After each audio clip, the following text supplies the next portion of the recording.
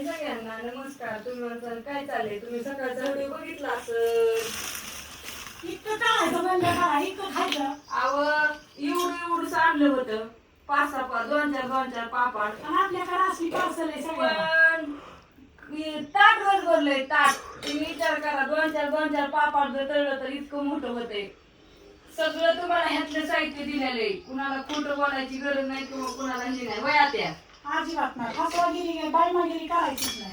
तर बघा ही एक पापड एवढा फुगलेला आहे. कसलं पापड झालं तर ज्वारीचा पापड. नाहीतर तुम्ही परत म्हणता ना 4 आणलं होतं. गच्च भरलं या. जुलीला पण टाकते तांदळाचं. हा तांदळाच्या, ज्वारीच्या, नाचणीच्या सगळं प्रकार आम्ही बी तळलं खायचं. सगळं तळून दाखवा म्हणलं तुम्हाला. हाय आज सण पण. ज्ञानेश्वरी तळायची पण तिला आज कोणता सण? आज अक्षय तृतीया. ज्ञानेश्वरी तळायची पण तिला मागे 2-4 दिवसात भाजलं गळ्याला. माफ झालं बाया. लय झालं ना बास का आता. मग काय तर. लय तळलं नाही. बापून ते कुठे गेलेत सगळी? निम्म अजून तर तसंच राहिलंय सगळं. होय? आणि आख्या तर पापड्या जाण्यामध्ये बघा भुगा झाला होता थोडा तुकडं म्हणून तो का ते तांदूळ तळाय त्याचं जेवढं झालंय मग आख्याचं तर कसं होत असं. कमेंट करून सांगा ज्यांनी सगळ्यांनी घेतलंय त्यांनी. आज घातला तळून.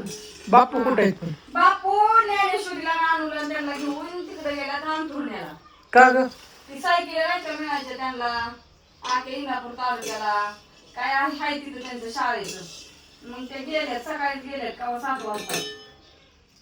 आज 3 सायकल आहेत आपल्याकडे ना, 2 सायकल आहे कशाला?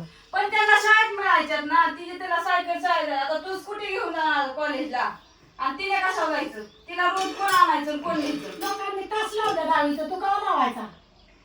आता शिक्षा संपली लगेच लावायला असा.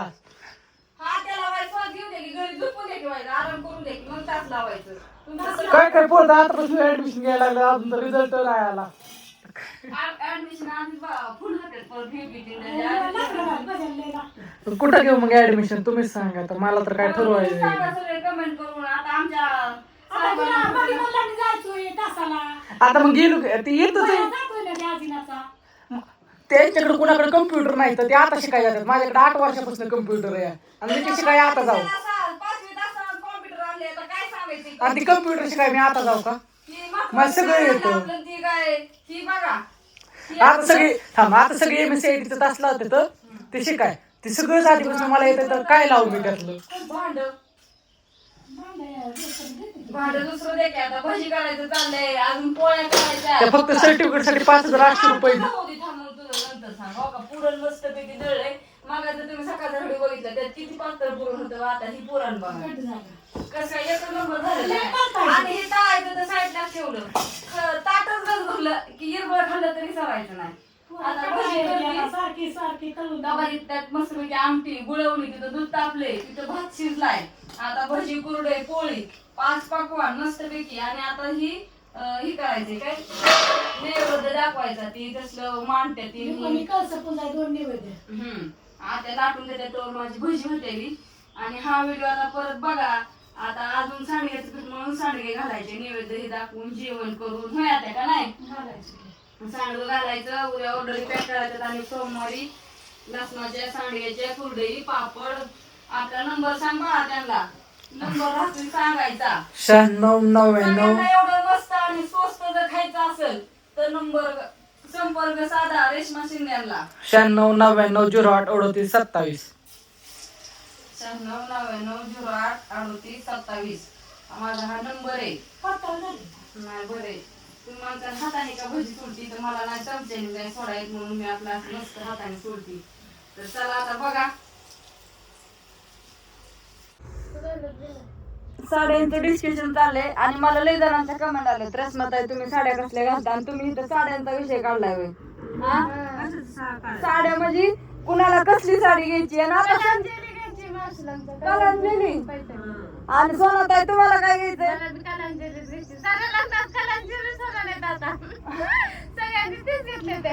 बदलून घ्यावा कोण्यातरी का सगळ्या त्याच होय. बरं वाटतात जरा हाय नवीन निघल्या तर पण कसं आदलून बदलून वेगवेगळे असल्यावर बरं दिसतं. सगळ्यांनी सेम घातल्यावर असं कसं लग्नात सगळ्यांच्या सेम साड्या झाल्या पाहिजे ना, आपली वेगळी आली पाहिजे. आम्ही तसंच करतो, सगळ्यांनी सेम घातल्या ना काठापदराच्या, मग आपण साधी घालू. लाख्या लग्नात उठून दिसलं पाहिजे. तुला कसं कळायचं त्या बाया नक्की काठापदराच्या घालून येतात का साध्या सगळ्या फॅशनच आहे आजकाल लग्नात, सगळ्यांनी काठपदरा सहजवार साड्या घालण्याच्या, मग आपण पार्टीवर घालून जायच्या. आमचं असंच असतं बाबा. त्या दिवशी आमच्या भावाचं लग्न झालं, सगळ्यांनी साड्या बदलू बदलू जाम झाल्या. मी सकाळी जी साड्या घालून गेल्या त्याच साड्या काय माघारी. आपलं तसंच असतं. काय बदलाय नको काय नको, एकदम क्लिअर. बाया जिथं जिथं गोळा होत्या तिथं तिथं फक्त बायांना काय लागतं माहितीये का, साड्या, ब्लाऊज कुठं शिवून आणलं, मग ही भांडी कुठनं घेतली, ती भांडी कुठनं घेतली, ही केवढ्याच, मग आज कुठला डाग आणला, उद्या कुठला डाग, कुण्या किती तुळ केलं, कुण्या कसली साडी घातली, कुण्या चांदीचं पैंजण घातलंय का, साधच घातलंय का, होय कुणाचं गावातलं कसलं. खरं सांगायचं बायांचाच विषय असतो का नाही, वय आता कुठे गेल तरी. लग्नात जाऊ कुणाच्या कशाला जाऊ, विषय कुठला, डाग साडी कुणाला कशी कुण्या किती तू, मला तर तुळा म्हणलं घ्यायचा येत. तो 1.5 लाख झाला या. आपण तुला नाही बोलायचं, आपण मोठाला घालायचं. कसलं कसलं कसलं वाटतं.